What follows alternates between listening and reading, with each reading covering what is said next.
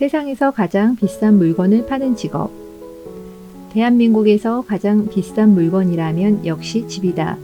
가장 비싼 물건을 파는 사람이 바로 분양상담사이다. 나는 분양상담사를 부동산의 가치를 전달해주는 사람이라고 제정해야 한다. 20대 초반 선택한 일이 40대 중반인 지금까지 이어질 줄은 정말 몰랐다. 분양상담사는 대부분 임시 프리랜서이기에 분양 때마다 면접을 본다. 우프던 과거 에피소드가 하나 떠오른다. 당시 1차 면접 대상자는 시공사 임원들 가족과 와이프들이었고 2차 면접 대상자는 소위 낙하산이라 불리는 그들의 추천인가 내부 관계자, 3차 면접 대상자는 협력업체 와이프들, 마지막으로 4차 면접 대상자는 나처럼 아는 사람 한 명 없는 백 없는 순수한 사람들이었다. 추운 겨울날 4시간 가까이 꽁꽁 언발을 동동 구르며 하염없이 차례를 기다려야 했다. 하지만 나는 포기할 수 없었다. 딱히 경력이나 부동산 자격증 하나 없는 여성이 하루 약 13만 원의 급여를 받을 수 있는 직업이 흔치 않았기 때문이다. 당시 경제적으로 절실했기에 가능했던 일이다. 이후 현장에서 몸으로 부딪혀가면서 경험을 체계화하고 발전을 거듭해 나갔다. 분양상담사는 누구에게나 열려있다. 특별한 자격 제한은 없고 30대에서 50대 여성이 주를 이룬다. 물론 남자도 가능하지만 대부분의 분양 현장에서는 분위기를 부드럽게 이끌어갈 수 있는 여성을 선호한다. 서비스 마인드가 있고 센스가 있으면 어렵지 않게 일을 시작할 수 있다. 채용 후에는 개관전 교육을 받기 때문에 전문 지식이 없어도 두려워할 필요는 없다.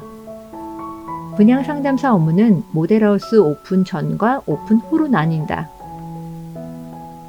특히 프리마케팅 기간이라고 불리는 모델하우스 사전 홍보 기간이 업무를 다양하게 배울 수 있는 기회다. 짧게는 2주, 길게는 2달간 분양 현장 타깃 지역을 홍보한다. 이동인구가 많은 장소에서 홍보 팸플릿을 배포하고 마케팅 조사를 한다. 사람들 반응에 따라 홍보 계획을 세우고 분양 절차를 준비한다. 홍보 기간 중 얻은 정보를 바탕으로 고객 의견을 수렴하고 피드백을 마련한다. 본격적으로 분양이 시작되면 실전이다. 분양 안내와 분양 신청 접수, 계약 조건에 따른 공급 계약 업무부터 분양에 따른 사후 관리까지 진행을 한다.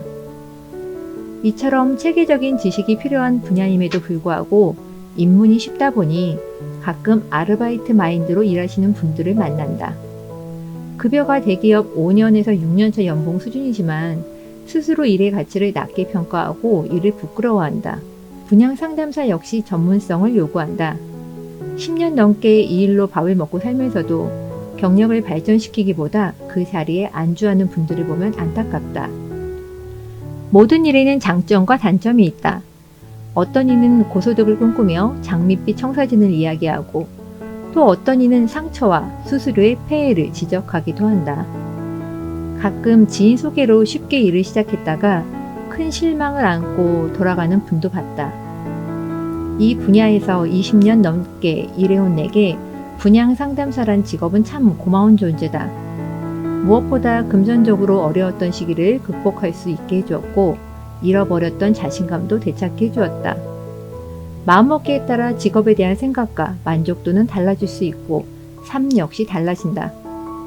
누구에게나 처음은 있다. 출발의 시작은 작은 관심이다. 보통 직업에 대해 궁금증이 생기면 좋은 건 알겠는데 어디서부터 뭘 해야 할까?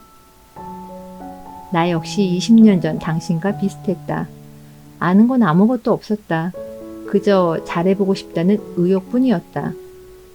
내가 온라인에 조그맣게 간판 없는 가게를 열고 상담과 교육을 시작한 이유다. 보이지 않는 실체를 파악하는 것은 결코 쉽지 않다. 정보의 홍수 속에 있지만 체계적으로 이 직업에 대해 알려주는 곳은 거의 없다.